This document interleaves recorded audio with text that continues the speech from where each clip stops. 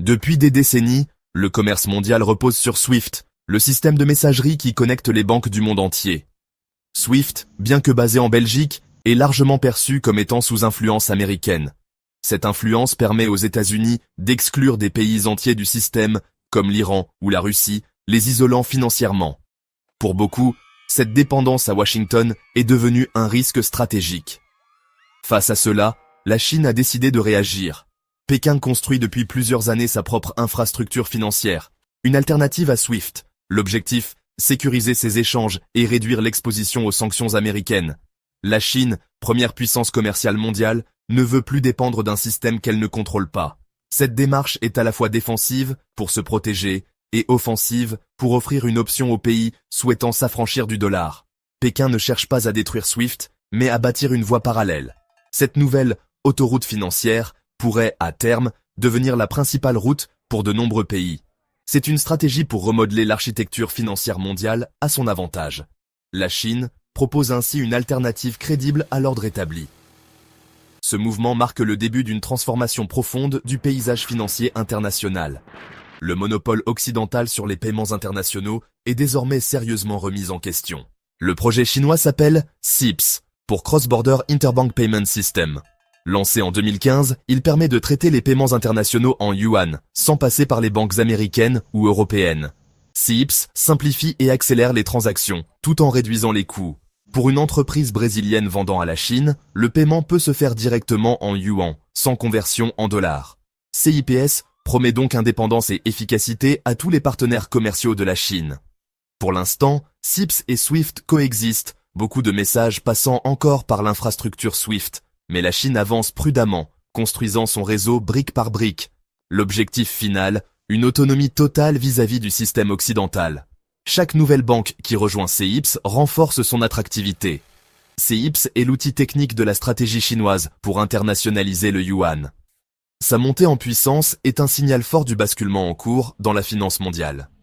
Pékin pose ainsi les bases d'un monde financier multipolaire. En 2023, CIPS a traité plus de 1200 milliards de yuan, soit environ 150 milliards d'euros.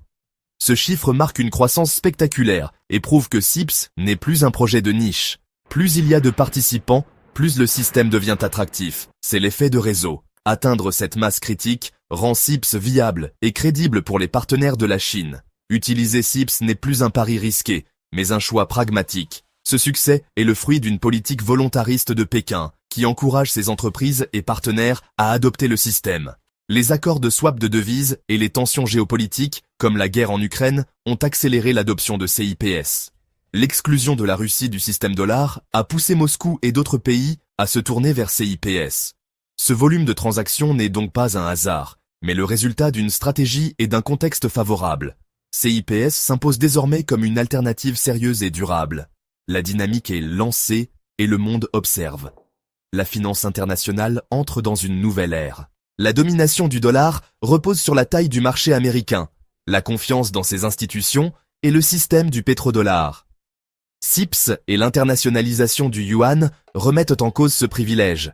Chaque transaction en yuan, via CIPS, érode un peu plus la suprématie du dollar. La menace n'est pas un remplacement soudain, mais une lente perte d'influence du dollar. Les États-Unis, en utilisant le dollar comme arme politique, ont poussé de nombreux pays à chercher des alternatives. La Chine propose une assurance contre ce risque. Moins de demandes de dollars signifie plus de difficultés pour les États-Unis à financer leurs dettes. La fin de l'hégémonie du dollar aurait des conséquences concrètes pour l'économie américaine. C'est pourquoi ce sujet est si sensible à Washington. L'émergence de CIPS bouleverse le commerce mondial. Désormais, les entreprises peuvent choisir entre plusieurs autoroutes financières. Pour celles qui commercent avec la Chine, payer directement en yuan via CIPS simplifie les opérations et réduit les coûts. Les pays très liés à la Chine, notamment en Afrique et en Asie, pourraient adopter le yuan comme monnaie de référence. Le commerce mondial deviendrait moins centré sur le dollar. Mais cette fragmentation crée aussi de nouvelles complexités. Gestion de plusieurs devises, normes différentes, blocs monétaires. Le monde pourrait se diviser en zones d'influence monétaire. Les chaînes de valeur mondiales seraient redessinées, avec une régionalisation accrue du commerce. Les choix de localisation et d'investissement pourraient en s'en trouver profondément modifiés. L'impact de cette transition sera à la fois financier et concret, touchant l'économie réelle. La Russie, exclue de SWIFT, s'est tournée massivement vers CIPS et le yuan, devenue la principale devise de ses échanges avec la Chine. Le Brésil et l'Argentine utilisent aussi le yuan pour faciliter leur commerce avec Pékin. Au Moyen-Orient, l'Arabie Saoudite envisage de vendre son pétrole en yuans, ce qui serait un bouleversement majeur. Les Émirats arabes unis ont déjà réalisé des transactions énergétiques en yuans. De nombreux pays d'Afrique et d'Asie, bénéficiaires des projets chinois, facilitent l'utilisation du yuan dans leurs échanges.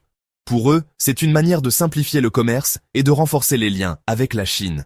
La liste des pays rejoignant la sphère financière chinoise s'allonge rapidement. CIPES devient un outil incontournable pour ceux qui veulent s'affranchir du dollar. Le paysage monétaire mondial se transforme sous nos yeux. Le dollar reste dominant, mais la montée du yuan est inévitable. Les marchés américains conservent des atouts majeurs, mais la tendance est à la diversification. Le yuan, grâce à CIPS et à la puissance économique de la Chine, prend une place croissante dans le commerce mondial. L'avenir sera probablement multipolaire, avec une coexistence entre dollars, yuan et euros. Cette transition créera des tensions et de l'incertitude, mais aussi de nouvelles opportunités. Le dollar ne disparaîtra pas, mais son règne absolu touche à sa fin. La Chine construit patiemment un nouvel ordre financier, à sa mesure. Le yuan s'impose comme un rival crédible, prêt à partager la scène mondiale. Le grand feuilleton financier du XXIe siècle ne fait que commencer. Le monde assiste à la naissance d'un nouvel équilibre monétaire.